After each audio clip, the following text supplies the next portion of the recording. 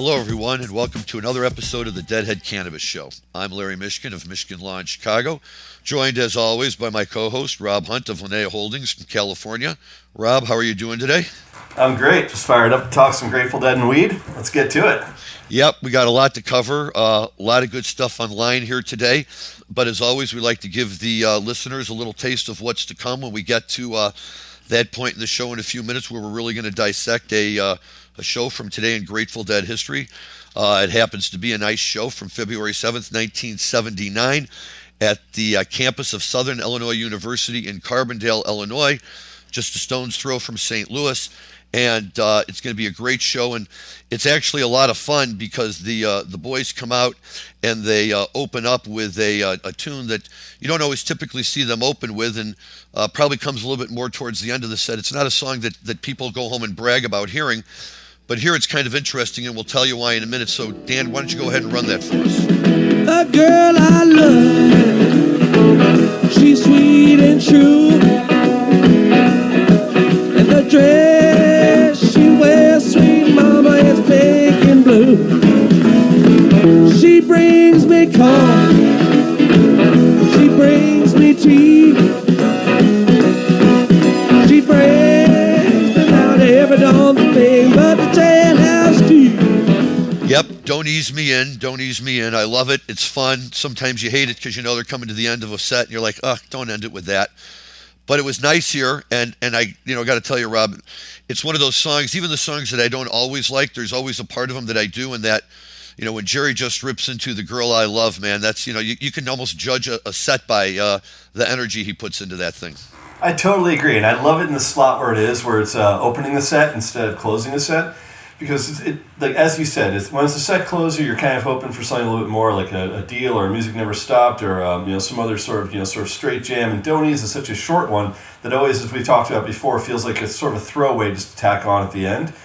But if Jerry's in a good mood and he comes in strong on that verse, it always gives you a sense of like kind of how the night's going to go or how the show's going to. And then there's a handful of lyrics out there that you're kind of waiting for, like how does he treat "Wish I Was a Headlight on a Northbound Train" in China Cat, right?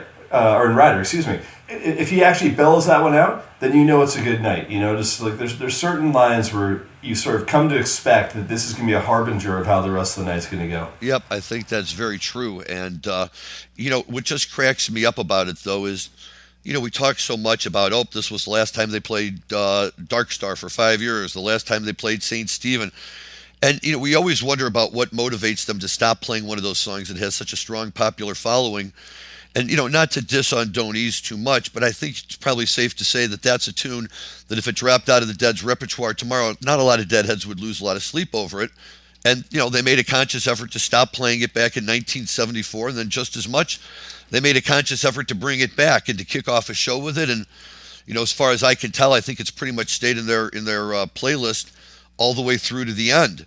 I guess it's just one of those songs like Around and Around that, don't always have the energy you're looking for in a Dead tune, but, really give Jerry a chance to kind of rock out a little bit. For sure, and it's really funny because there's very few songs that you think about that actually have stayed in the repertoire all the way through. I mean, even if it had like a 4 or 5 year pause, songs that actually started off in 66, 67 that, stayed all the way through there's few and far between. So when we were talking about last week where, you always forget there's a life before trucking. There was 7 years that the Grateful Dead played before that song came out, right? Don't Ease was there from the beginning, and you think about all the other songs that they shelved and all the other songs they decided they just weren't going to do anymore. And granted, a handful of them were because they were Pigpen tunes. It just didn't make any sense without Pig. But some of them were just sort of too weird and psychedelic. They didn't want to do them anymore. But Don't Ease was something that they just enjoyed playing and kept in and said, okay, here's a 3.5, 4 minute rocker that's just fun to play. I think that's right. And, I think every band needs a tune like that where they rock out, right? I mean, for me, like with Fish It's Sample in a Jar, where all of a sudden they play a really tight 3 or 4 minute song and, there's just a lot of great, if you like that kind of, hardcore rock and roll guitar playing and licks and everything and all the hooks they throw in there. But, Don't Ease is fun. And it just kind of set the night for the show. There's some funny stories behind it, and we'll get to it in a few minutes.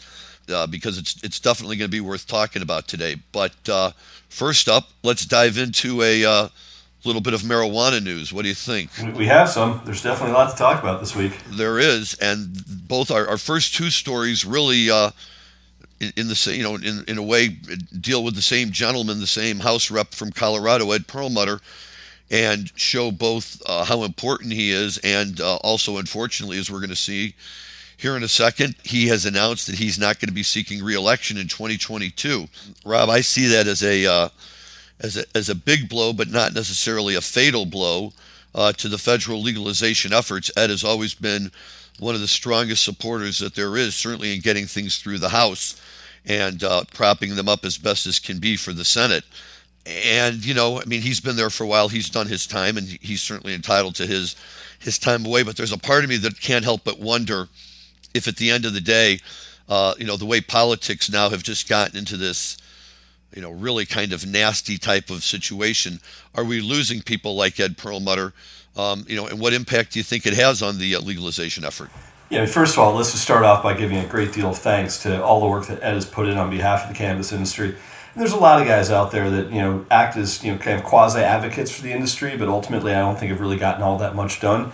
Ed has. Ed's been there, front and center for a long time. And by the way, shout out to a lot of Colorado politicians for doing that. And, like him or hate him, on the cannabis side, John Hickenlooper has certainly pushed a lot of legislation through, and he's some people in the industry haven't been pleased by the work he's done. But even in the Senate side, we've had guys that have stood up and said, I'm backing Colorado and I'm backing sort of the federalist states' rights on this.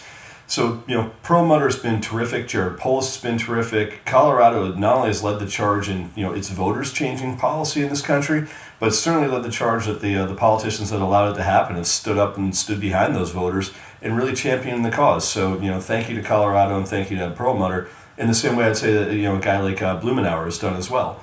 So, do I think it's going to affect it?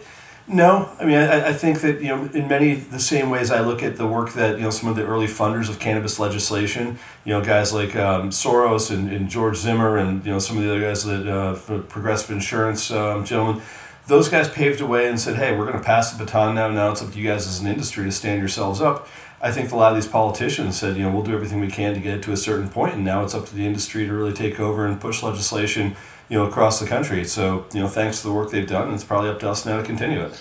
Well, I think that's fair, and I think that's a nice tribute to Representative Perlmutter, and yes, to the state of Colorado, where even many of their Republican legislators and senators have been very, very much pro-cannabis because, of course, it benefits their state to such a great degree. They can really see that, and it's a wonderful thing. And of course, for Ed, really, it might be fair to say that one of the landmark things that he's done in this area is help author the Safe Banking Bill, which we've talked about before, that would allow banking services, traditional banking services, to be provided to licensed cannabis businesses in those states that have cannabis laws and statutes, whether it's medical or adult use. Although it's always enjoyed great popularity in the House, unfortunately, the Safe Banking Bill has not been able to make any real traction in the Senate. And we've talked in the past about what some of the problems have been in the Senate with that, and we don't have to dive back into all of that again, other than to say that before he walks out the door, Ed is trying one last time to get this passed. And we have talked in the past about how the Safe Banking Bill was hooked up to the annual defense spending bill. The thought being that, we typically pass the defense spending bill without too much trouble, and that might be a good way to kind of piggyback this one along. Ultimately, it didn't work out for a number of reasons. And so now the new goal in our next story here is that they're going to try again, only this time they want to attach it to a domestic spending bill. Now, Rob, here's my question.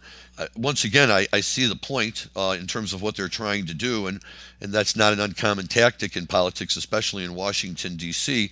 But my impression of one of the things that caused it to fail was with the military spending bill was the fact that these bills all have to be approved again on an annualized basis.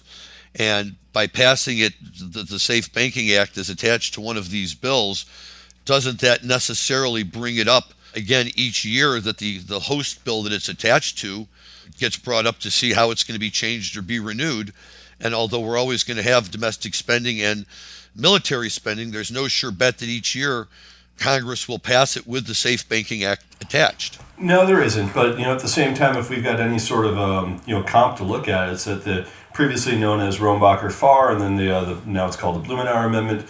That does get tacked on every year to the omnibus spending package, and it's now passed, I think, for 10 or 11 years running. So if you actually have it go through one time, then very likely it's going to go through again. The big difference, though, between the the Safe Banking Act and the act that protects medical cannabis in general, is that in this case, you're asking banks to change their behavior. We've talked about it before, and I can tell you that there's no major bank that's going to change their behavior based on something that's only an annual bill, and it's not something that's actually permanent in the House. Now, on top of that, look, there was no appetite to stick it on the defense authorization bill previously for SAFE. So do I think that anything's different this time? I mean, what's the old adage that the definition of insanity is doing the same thing over and over again and expecting a different result? The composition of the House hasn't changed since December, so I don't know why people think that this time is going to be different. And every time the markets fall for the head fake, it's actually worse for the companies that are public. It drives prices up with a saccharine high for a minute and then just pushes them right back down past the point they were before, because people go, oh, there's no appetite for this. It's almost better just to let things move forward until you know for sure it's going to pass on a full-time basis, not an annualized basis. I think that's also a great point, and you're right. We have to. I guess it's just frustrating because, right, there's a rush to want to get it done, but by the same token, there's a common sense in getting it done the right way. And you make a point that we should all be thinking about in terms of it's going to be hard enough to get the banking industry, which is very much set in its ways to begin with, even before we get to the fact that we're dealing with cannabis, and ask that industry to make wholesale changes into how they're going to handle their accounts with cannabis customers based only on a bill that will be annualized and have to keep coming up. And that you're right. I think we would be it wouldn't be realistic to expect that. On the other hand, and I do agree with the definition of insanity, but that's what I like about Perlmutter, right? He's one of those guys who says, screw the insanity, I'm going to keep pushing, and even if this is my last year, I'm going to push it one more time, and I'm going to try and find whatever creative way I can come up with it. And even when it doesn't pass, right, at least people are talking about it and people see it out there and people understand that it's an issue, and it gets people, I hope, focused on that, and in terms of we may not be able to get it done yet, but maybe we can get it done. And in that regard, I guess the story that that always resonates with me is Illinois State Legislator Lou Lang, who happens to be from my district where I live here, although he just retired this last year.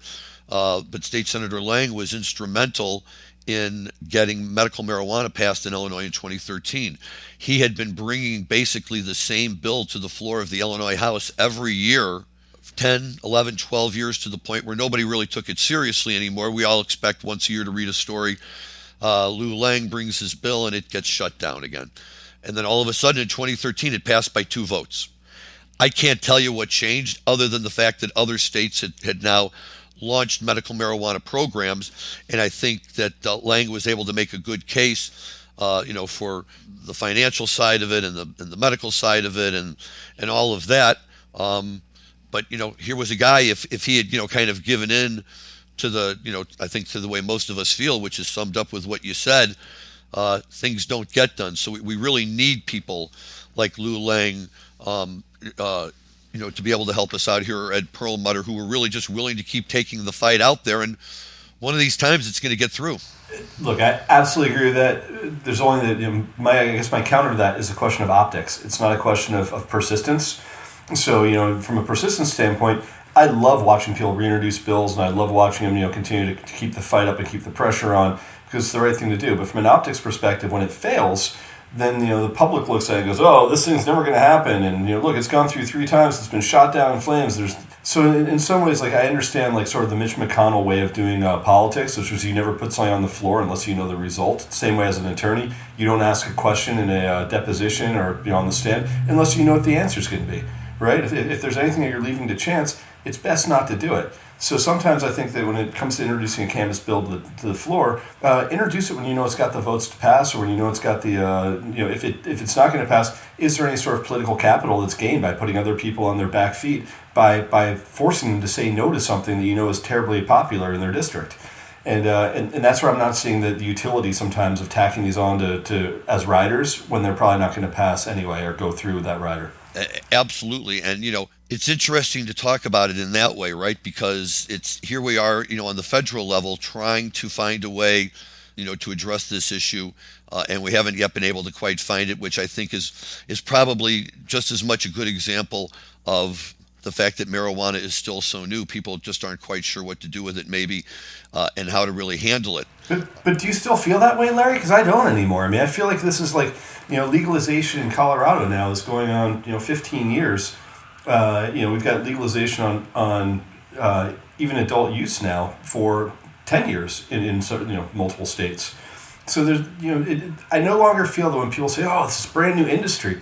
Is it? Because we've got companies doing $1 billion in top line revenue a year right now. It's not that new. It's just, it's not where it should be. It's still just terribly, terribly overregulated. Okay, I will agree with that, and I think that you do make a good distinction there that's important to note. But I do have a sense overall that and in fact it kind of frustrates me even more that, given what you just said, which is entirely true, we still do have some legislators who aren't quite willing to pull the trigger, who aren't quite willing to step forward. A safe license, a safe act is an act that benefits everyone, and it shouldn't have to get to the point where we're trying to tag it on to other bills and slip it through even on just a 1-year basis, to be able to get it out there. Nevertheless, people have to act in the time frame that they feel the most comfortable acting. And the point you made, though, about optics is huge. And being from Illinois, it's an issue that resonates with me and with a lot of us here in Illinois so loudly, because yet again, we're demonstrating that we're the state that just can't ever seem to get it right when it comes to these kind of things. Whether people just assume that everyone in Illinois is on the take, or they assume that everyone in Illinois files lawsuits, or they assume that, everyone in Illinois is just in it for themselves, which all are probably true to one degree or another. But we all know that licenses that were supposed to have been issued by April of 2020 and then July of 2020, dispensary and craft grow, have kind of finally been awarded, but not in any kind of a final way. The dispensary licenses that have been issued have not been given the green light to go forward. And there are a certain number of craft grow licenses that were basically pulled out of a hat and were told, okay, you get to go forward. And then there was going to be another round. And before another round could begin, the lawsuits began. And there was all sorts of questions as to what level of relief the court would grant if they were inclined to grant relief. And in some instances, it was as severe as not just stopping the awarding of new licenses, but going back and maybe even forcing people to turn their licenses back in to say that all the lottery systems had not worked properly. But this lawsuit, interestingly enough, was brought by somebody who wasn't asking him to go back and change the first 40 that had been awarded. He was coming to say that the state had to require, the state was required to issue new licenses because we had now run into the month of December 2021 when the second round of licenses were going to be awarded. And the idea was that we'll go make the court, or we'll go sue in court to get them to basically enter an order of mandamus, right, to tell these guys this is what you have to do and to get this program up and running. And instead, this week, the Illinois Supreme Court came out and basically agreed with the plaintiff to the extent that we kind of have to maintain the status quo for a little while. So although they have affirmed that the 40 licenses that were previously issued can continue forward with their licensing and registration process, that the Illinois Department of Agriculture is not allowed to award any more adult use craft grow marijuana licenses in Illinois until this underlying lawsuit regarding the way that the licenses are being awarded is resolved. So it's going to be more delay. It's going to take longer, and basically the argument brought by the plaintiff, and we've talked about this before, was you're killing us. We have to pay money to landlords to keep our space. We have to pay money to the equipment companies who we're buying our cultivation equipment from to keep it on hand. So when we get our license, we're ready to roll within the 6-month deadline you're giving us to set up. We have to pay our lawyers to keep figuring out what's going on with all of this. These people are being bled dry. And, to me, it sounded like they had a pretty convincing argument, and the hope was that the state would say, you know what, enough already. Let's go forward. People who don't get a license this time, there's going to be 5 more rounds. You'll get a license eventually. Let's go. But instead, they've taken this other approach, and although it'll be nice to have a few more craft grows, I'm not sure that 40 craft grows is really enough to kind of offset the imbalance of what's been happening in the Illinois adult use market. Yeah, I mean, I think the standpoint that is taken from a lot of these groups is they don't care. If a company goes out of business, that's not their problem. It's the problem of the entrepreneur. And the entrepreneur goes in thinking they've got a great opportunity, only to find out they're being tied up in red tape, in perpetuity, and they can be bled dry. I've got a group I work very closely with where I've watched them spend well north of $500,000 just to keep a property live while they're waiting on other things to happen. That company can't weather that storm. They've been waiting for investment capital to come in. The investment capital can't come in until a lease is signed. The lease can't get signed until X, Y, and Z happens. And everyone sits there looking at it going, oh, well, that's the chance you take if you want to be a cannabis entrepreneur. In no other industry would you feel that way. And then once you actually open it up, then you're still having to borrow money at egregious rates. You're still having to pay the state, egregious amounts of money. The sales tax is high. The excise tax is high. The federal tax is high. Everything else. So, I find it to be amazing that there's still so many people that are clamoring to get into this industry. And it's kind of, the old adage whenever you ask an attorney, yeah, I'm thinking about going to law school. What do you think? And they go, don't do it. Stay away. It's the idea of starting a cannabis business right now. I'm certainly not discouraging anyone from wanting to go into that vocation, but I'll tell you, it ain't all it's cracked up to be in a lot of ways. There's a great deal of more headwinds than you'd ever expect to see because it's so hyper overregulated, and part of that overregulation is things that are beyond your control as an entrepreneur that you have to stomach. All sorts of things you would never expect to have to deal with. I mean, when you build any other business, the worst thing you're dealing with normally is the permitting process, and does it take a while to actually get the inspector to come in and make sure you built properly. But other than that, you can open up anywhere. You can open up against anyone. You can do all sorts of things. You don't have to find a zoning variance that works. You don't have to get permission. You don't have to win a merit-based application. You don't have to plus. And then even after the application, as you said, then you have to deal with whether or not there's litigation that stays the entire process for another year, which, by the way, no commercial landlord cares one iota if you didn't get your license. If you sign that lease, guess what? Pay me. That's it. It's a tough pill to swallow for a lot of these guys.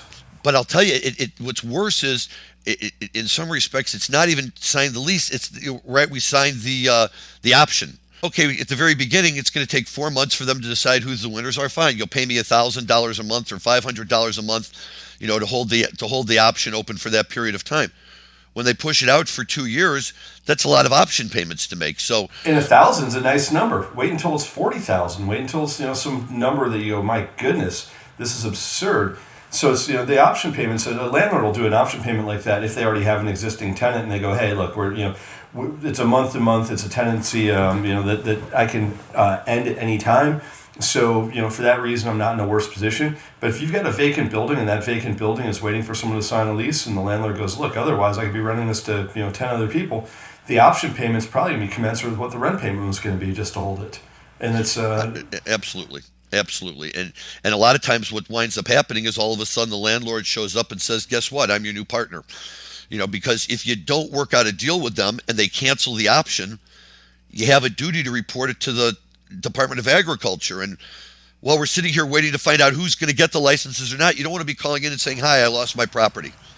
Yeah, but I'll go a step further than that, which is that, in the early days of cannabis in Colorado, and Dan might remember this, you want to talk about absurd, it was a landlord saying, yeah, come on in, I'll sign a lease with you. Do a bunch of TI in the place, I'm not going to give you a TI allowance. You want to build out this facility, you can put all the tenant improvements in. You spend $1 million on the property, and then they come in and go, oh, sorry, guys, I've got to kick you out because either I've got to refi and my bank won't allow me to do this, or they say things like, well, I'm going to void this contract due to illegality. And you say, illegality? You're on notice of what we were doing. And they say, yeah, sorry, it just isn't going to work. And we turn around and re-rent the place to another cannabis operator at 2x the rent they charged you.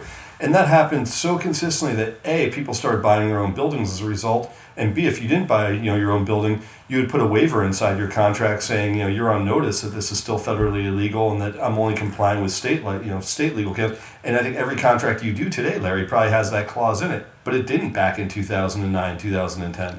It didn't, and I have to tell you, I put it in every contract today, but I still have clients who come to me and they say, well, I've got my own real estate attorney, and the real estate attorney is taking care of all of that. And I'll ask them that very question: do they have a provision in there in terms of what can and cannot the lease be terminated for, and do they specifically address the issue of cannabis and the fact that it's federally illegal? Because if they don't, you're not in a very safe place right now. And it's one of those things I use as a pitch to people why, it's no different than anything else. If you're going to go into cannabis, I don't care if you've got the greatest attorney who you've worked with your whole life. If he or she can't answer your questions about the cannabis industry, if they don't have experience with it, you're exposing yourself. Get a new attorney. Yeah, exactly. I mean, look, there's a reason people specialize in different areas of the law, and there's a reason people specialize in different areas of business. So whatever it is that you're looking to do, you might need to hire a banker in a specific situation. If you're trying to do an M&A transaction, you might need to hire an attorney. But with a cannabis business, you might need to hire 6 attorneys. You might need one that does your legal work for your real estate transactions, one that does your tax, one that does and if they actually don't understand how different provisions of the cannabis industry work, I mean, again, this speaks to careful what you wish for when you go, oh, I want to open a dispensary. Really? Because I don't think most people have any idea what that entails and just how much capital is required just in getting everything right and just going through what could be 15 different contracts between you and the capital, and contracts between you and the landlords, and contracts between you and the city and the state. There's a lot that needs to be done there.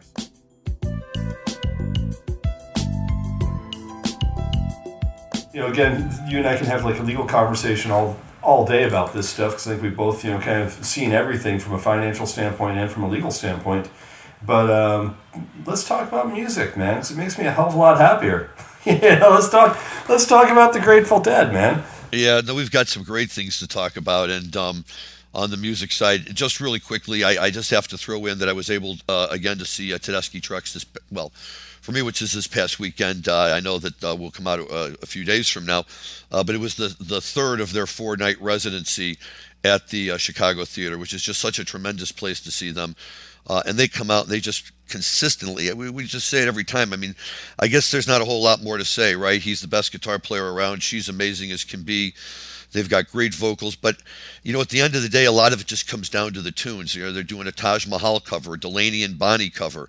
Of course, we get our share of a Great Dreams from the Allman Brothers, and then they go and they decide they're going to do a Dylan song, but they don't just do any of the Dylan songs that are typically being played. They go deep into his catalog to pull out Down in the Flood, and play it as though that they do it all the time, as good as it is. And then, of course, the encore really, I think, should probably be the theme song for our show, Let's Go Get Stoned, from the Coasters. But, they're playing that, and they got everybody on their feet clapping and yelling, and they're just up there having a great time. And it's great to have live music, and and they're a great band to go see. Please, folks, if you have a chance to go see Tedeschi Trucks and you don't take advantage of it, you are missing out on a rock and roll experience. It'll be like saying, I could have seen Duane Allman, but I didn't. You don't want to miss this guy. He's that good. No doubt. And also, I think we should give a shout out to the anniversary, the 29th anniversary of the album Rift coming out by Phish, which I think was released on Groundhog's Day in '93. So this week I've been listening to a lot of Rift as a result of kind of going, oh yeah, I forgot that one came out. And it's amazing that it's been 29 years. And I always think about how long ago it's been since some of the Grateful Dead stuff we listened to, but you forget that Panic and Aquarium Rescue Unit and Blues Traveler and Spin Doctors and all those guys all came out hitting their first strides 29, 30 years ago, of just when all those bands popped, sort of the post-Horde tour success that all those bands had when they're all individually terrific. But I'd say 93, 94, 95 I'd say that Horde Tour did a great deal to influence everything we know about jam band and live music going forward, and that all happened kind of in a period of creativity with all those bands that brought us Jimmy Herring, and brought us Trey, and brought us Popper, and brought us Chris Barron. So really, really cool stuff with a bunch of artists that we're now looking 30 years back on that as well. Well, I'll tell you, it's funny that you mentioned Groundhog Day, only because today we're actually taping on Groundhog Day, even though this will air a few days later. But this is the 38th anniversary of my group of East Coast Deadhead buddies and I, who would always look for things to do to get together. And as you know, we know this time of year was not necessarily an active touring time for the Grateful Dead. So we'd always be looking for other stuff to do. And my good buddy Dan from Penn suggested that we all meet up in Punxsutawney, Pennsylvania on Groundhog's Day 1984. So my buddy Harold and I drove from Ann Arbor. My buddy Mike and his roommate Petey came down from Ithaca. Dan came over from Penn. We all met up in Punxsutawney and had 2 or 3, it seemed like 2 or 3 days. Maybe it was the movie, I don't know. Most fun you could have sitting around drinking Stony beers and just partying with all the locals and going out for the big event. And if you've never been to Groundhog's Day, yeah, it's worth seeing, but it was a lot of fun. And so just, the fact that that's been 38 years, we were all, my buddies and I were all texting back and forth about how long it's been and thinking we may have to go out there for the 40th anniversary in a couple of years. And who knows, maybe that'd be a great place to do an on-location podcast taping from too. So, we can scoop the world on whether Phil sees his shadow or not. But yes. Well, I always did it a little bit differently, Larry. I usually would, wait to see whether my bong came out of the closet, and if it did, it was 6 more weeks of tour. Or whether your mom had found it and threw it away, which didn't bode well. Exactly. So you have to find ways that guaranteed more shows for you. So I'm like, my bong saw its shadow through the window. So I guess 6 more weeks of summer shows. No, that's excellent. That's actually very funny. And yes, I think that it could be just like that. And and speaking of summer, there's going to be so much good music this summer. And one of the things that I just saw pop up is Dark Star Orchestra doing their ninth Dark Star Jubilee from Legend Valley in Thornville, Ohio, at the end of May, and they're gonna do 6 sets. And I love those guys, so I'm sure that would be great. But what really has me excited is that Railroad Earth and Peter Rowan are going to cover the album Old and in the Way. Yeah, I saw that. And I think John Kadlasik, is also sitting in with his old band for a little bit, isn't he, as part of that? Is he? I haven't heard that yet, but that would be wonderful if he was. But I definitely saw that Peter Rowan is playing Old and in the Way, which, that by itself is well worth going to check out. And if anyone hasn't seen Railroad Earth out there, those guys are so much fun. They're just, for Jersey bluegrass pickers, they pick as well as anyone does. Yep. So, just seeing that gets me excited and gets me thinking about, the upcoming summer and hopefully having a chance to go out and see some great shows. And just one other thing to throw in here that's always fun to talk about. Dave's Picks 41 has dropped. It is a show from the Baltimore Civic Center in May of 1977, which we all know is one of the landmark years for the Grateful Dead. Yeah, no one likes May 77. Come on, man. Yeah, I know. Whatever. What can I tell you? But I don't know why release anything from May 77 when every Deadhead out there already has it. But this show is a terrific show. It's true, and not only is the show good, but Rob, as you were pointing out, give them your comment about song selection, the order of the songs. It's a reverse first set. It opens with the music and closes with a Bertha. And not only does it close with a Bertha, it's a Jacaro Minglewood Bertha. Right. And, you think about a traditional first set. If you were to say it opened with Bertha Minglewood Jacaro, you go, yeah, that sounds about right. But to have those as the closers and have music as the opener, and then by the way, throwing a deal into the middle of a first set, right? Which deals don't come in the middle. Deals are set closers. So exactly, it's a fun one. I mean, obviously the set list in '70s, in the late '70s were a lot different than kind of what you expect in the mid to late '80s and early '90s. But there's a handful of songs that you wouldn't expect them to be in that slot. Whether it's throwing a High Time in the second set or a Big River in the second set, or throwing some of the other stuff that you see in the first, like a Passenger in the first set. It's just it's a bit of a reverse set list, but the first set specifically, it almost feels like someone woke up and played it backwards. It does, and in all fairness to her, Donna gets a little airtime here with Sunrise, so it's a equal opportunity set. You had to ruin it, didn't you? Hey, come on now, we all love Donna, and I do love Donna, but I'm not a huge Sunrise fan in any slot. No, well, neither was I. At least I never tried to play France, so I guess that's the benefit there. Now, the second set is great because, as you say, they open with a Samson, which is not atypical, but then a High Time and a Big River, which is great. And then from there, this show just takes off and it just explodes, right?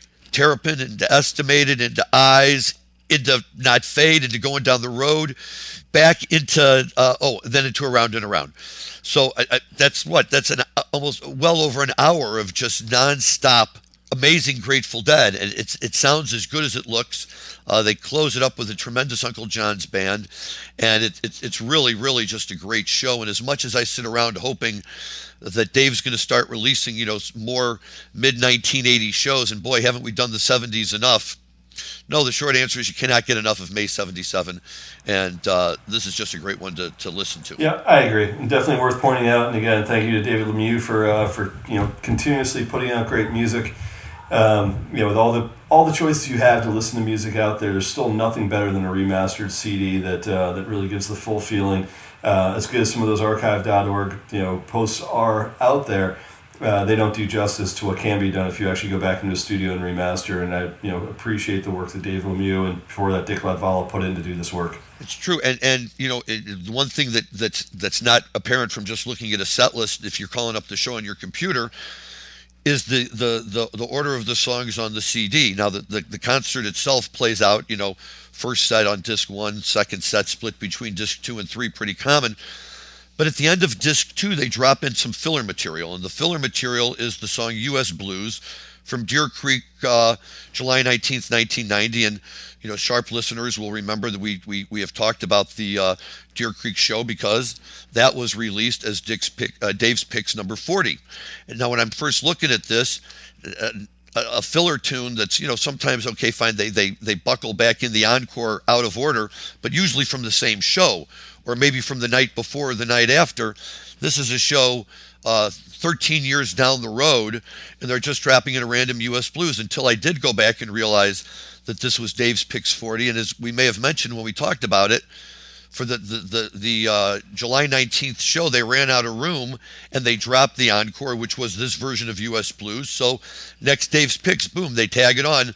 So you still have all of the material from the prior show. It's so creative. And again, it kind of forces you to think okay, are they daisy chaining these things? Are you paying attention, guys? Because hey, we didn't finish the last one, so we're going to start it off.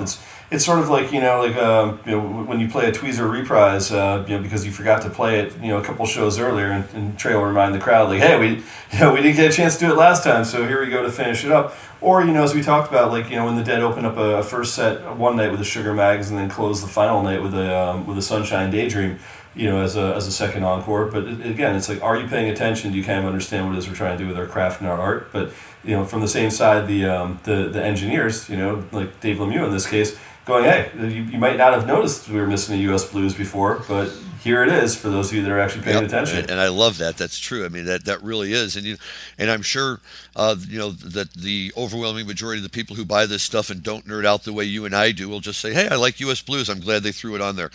And you know what? So it's a win for everybody. That's probably the reaction from 95% of the people. It's only you and I that would notice the nuance of So nice catch on that one, and you're right. I think most people just go ahead. It's nice to listen to a U.S. Blues. Absolutely. But yeah, it's great, and I'm happy to support Dave. Happy to support the Dead with this because this is, without beating the dead horse or anything. We've talked about Dead and Co. and everything, and on any given night, if you can give me a great Grateful Dead show to listen to, that's always going to be my preference. And thank God they're putting out all this stuff, and they continue to do so. And you just realize how many they've already come out with, and how many more there are to go before you could say we've really kind of gotten through all of the Class A shows, and we're working our way down to the Class B shows, if you will. There's Class A shows forever, and this is one of them. And it's always been interesting to me. They really like Baltimore. They play some really good shows in Baltimore. I can't tell you why, but it works out really well there. Well, that's my point of putting out a May 77 in general. Is there's so many Class A shows, and there's so many Class A shows that people don't have access to, a Betty Cantor board, where pick some obscure ones sometimes and say that this is one that but for me putting it out, you probably would have no idea that it existed and how good this show was. But as I said, whenever I go to Heady version, or I go to Dead Bass and see what the best version of the song is, 9 times out of 10, the song that's picked as the best version is a song from a tape that was very widely circulated and very widely traded, and that everybody had in their collection. So everyone's like, oh, of the 50 tapes I have, that's my favorite. Well, those 50 tapes are the ones that are, traded around to everyone.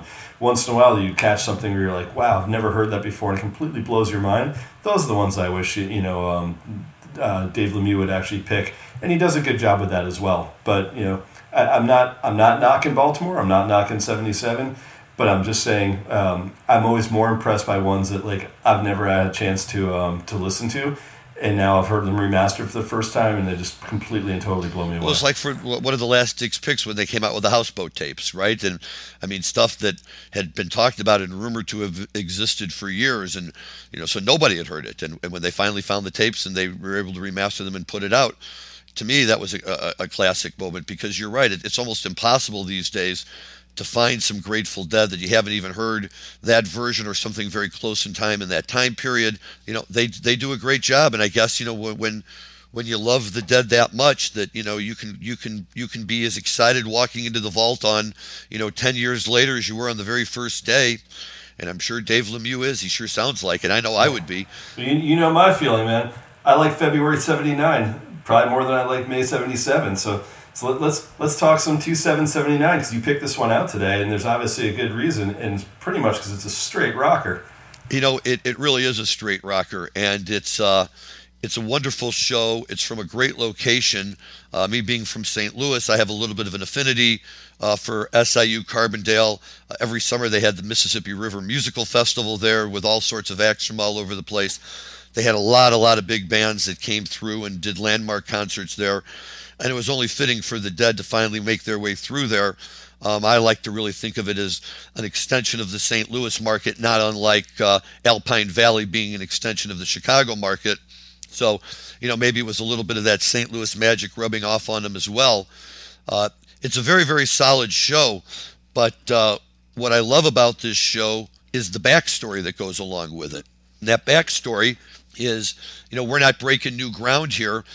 This was written about by none other than Steve Parrish in his book, Home Before Midnight, which is basically his autobiographical take on being a roadie with the Dead, and particularly his relationship with Jerry for so long. And anybody who hasn't read that book, you're missing out on stories that you have to know about, including this one. Right, and the story here is that about 15 minutes before the show, Rod Scully comes walking backstage and meets up with Jerry and with Kid Candelario and with Steve Parrish, and he's got 4 Valiums. And according to Parrish, Jerry, he thinks being the playful guy that Jerry always is, reaches out and grabs all 4 of them and pretends to throw them in his mouth like he's taking all 4 of them. But he would never really do that because he's getting ready to walk out on stage until Steve sees him swallow, and he thinks, oh my God, Jerry just swallowed 4 Valiums, and they're walking out on stage in 15 minutes, and started freaking out about whether Jerry's going to be able to play. And the stories go on and on about how they had to help him out there, and then how he had to sit down on the drum riser for a few minutes to get his bearings. How Weir was all confused, and Parrish, had on the stage look over to Weir and hold up 4 fingers to indicate that he had taken 4, and then keep mouthing to him Valium very slowly, so Bob and anybody else in the first couple of rows could see what he was doing.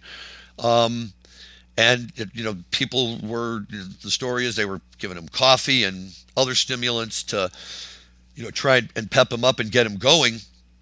And some of the reviews I've read suggest that he was kind of coming out rather slow and lazy, although that Don't Ease Me In certainly doesn't show that. But, it seems fitting to me that this would be the kind of thing that would happen at SIU Carbondale for Jerry. I don't know if you've ever heard that story, Rob. Yeah, I hadn't until you told me today, and it cracks me up. Obviously, I think almost everyone I know has taken at least a couple of Valiums at one time in their life as landing gear at the end of a long night. But taking 4 to kind of start a night off seems a little bit counterintuitive, going into a show. But, hey, why not? Once in a while, if you want to go for it, it's I guess better than taking like 2 Xanny bars, So I think you're right about that. And here, Dan, if you've got the next clip lined up for us, and just to set this up, this is from the Carbondale show They Love Each Other, which is always one of my favorite tunes anyway. And I think it's always been one of Jerry's favorite tunes, and he really enjoys playing it. And listen in this next clip here, because we'll talk about it afterwards. His performance doesn't sound like somebody who's been Valiumed out of commission. Go ahead, Dan.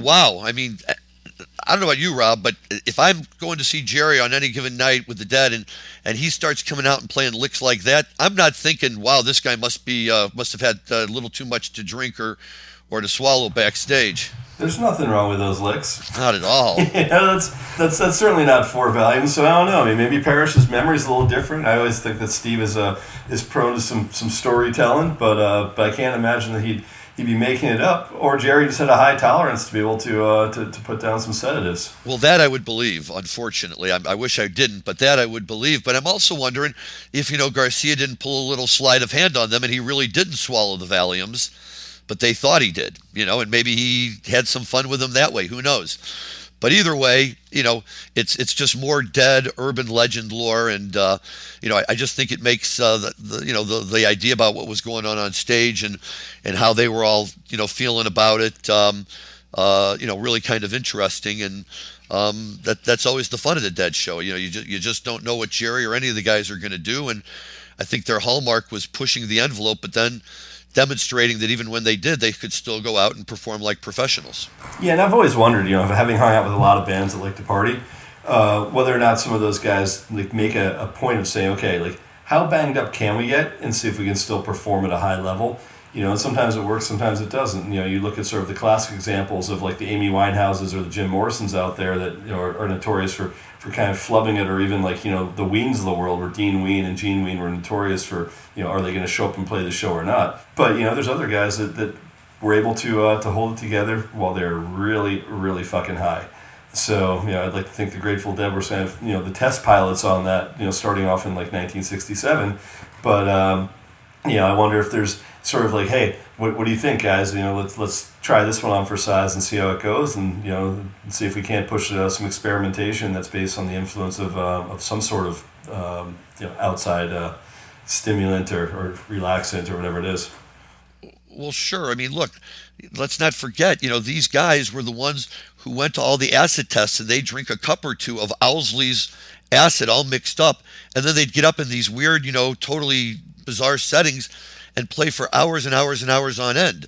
So, it seems to me that they kind of had that ground covered already. Yeah, I used to do it with sports. I used to try to push the envelope and try different psychedelics and see if I could still ski at a high level. So sometimes it worked okay, sometimes it didn't. But different psychedelics would affect me in different ways. But there's times you terrify yourself and go, yeah, probably bridge too far, and other times you'd be in a really nice groove and it would work out great.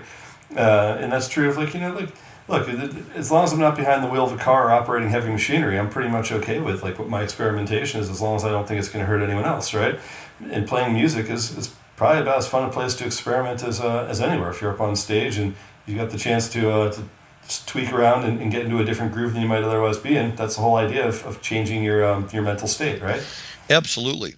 I think that's right. And, probably the most frustrating thing about this show is that I haven't been able to find it with the entire set list, with the entire show intact. This version that we found on Archive, that we've been listening to and pulling our clips from, eliminates a substantial portion of the show, most of the second set, and big chunks of it, which are unfortunate that we didn't have a chance to listen to and be able to talk about. But a really good Scarlet Fire from that era is played in there, and a number of other things are really a nice Black Peter. I Need a Miracle. I guess the Miracle is on this version of it, but on the set list they close with Bertha Good Lovin', and then U.S. Blues Encore. And I've never seen Bertha that late in the show. I saw it in the second set going into drums. I've seen it open a second set. I've seen it close to the end of a first set. Never seen it, though, almost all the way at the end, and then part of a Birth of Good Lovin', which could also just have easily been an opening combination. Yeah, it's certainly a rare one. It doesn't happen too often to see like that. I've certainly never seen it in that slot either. For me, I like my Berthas consistently right at the beginning of the show to start it off, kick it into gear. But that's also just the familiarity I had of kind of where to expect it. But like yourself, I've seen it open the second set and I've seen it close the first set before. Yep.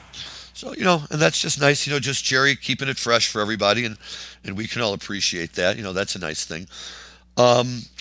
So that's a great show too.